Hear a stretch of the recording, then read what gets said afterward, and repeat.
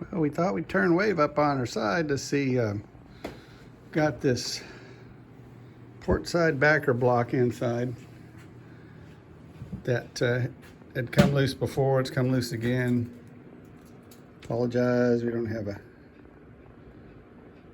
another flashlight handy. And then as we're turning the boat, we hear some things rattling around inside. Let's see, what's in door number one? Door number one's some old expanding foam. This is the infamous two-part expanding foam that they mixed and poured inside that holds the white extruded polystyrene flotation blocks inside. And something else rattling around. Pulled out a couple other pieces of foam, and then we found this little plate. I'm going, well, I'll be, you know what. And this must have been what Captain Jack had inside the hull underneath of this. I remember him saying he made a small enough hole to insert something inside and then pulled it up tight against something else. So here it is. It was not up front when this bow section went missing. So it either fell off during the storm or maybe before the storm.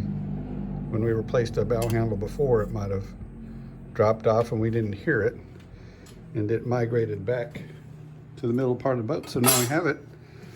Don't know if we'll need it, as we used thickened epoxy to attach this plate. I don't think it's going to go anywhere. If it ever does, we'll take that little hole, that little plate, put it back inside and redo it again just the way Captain Jack had it. But what we're getting ready to do is going to pour some foam on some expanding foam to hold in the port side block. We try to go sparingly on that. And then on the bottom side, we're going to start sanding and fairing this seam. It's already been sanded and faired up to here, and we'll keep going there. We need to do a little bit of filling and cleaning up. We know everything's nice and secure inside. We've just got to get it taken care of, looking nice on the outside. This will be a little challenge here. It looks like it's poking out just a little bit, probably a good 1/8 of an inch or so. So we'll have to fair that, we'll sand that down a little bit. Plus we've got more fiberglass underneath it, so we're not gonna sand back through it all the way. And then we may just fair that up a little bit, because it looks like there's a little bit of a flat spot there and then a little bit of a hump here, and we'll just take the difference between the two. We'll get that taken down. We did put a backer patch inside of here, and everything was pulled together with wooden block on the outside, wooden block on the inside, sandwiched in. It's just, I think what happened up there is one of the work dolly bunks may have pushed a little bit on the waves hull.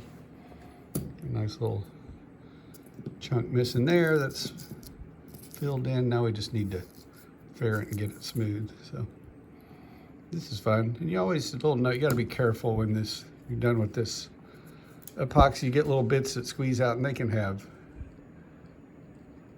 sharp edges on them. So take care when you're working around it. Wear some gloves, or just get the sander out early and knock the bumps off, like Cal used to do on the deck edges when he was building boats back 1960 to 1978. So these are articulating bunks hold the boat pretty well, pretty sturdy.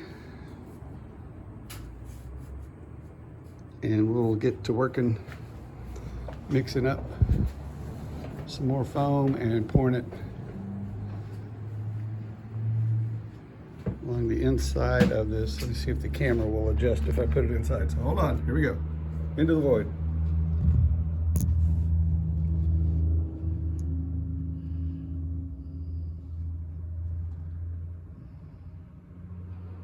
All right, we're back. Oh, there it is. Right there, that little edge right there on the bottom of the hole. There should be a little bit of foam there to hold that block in place.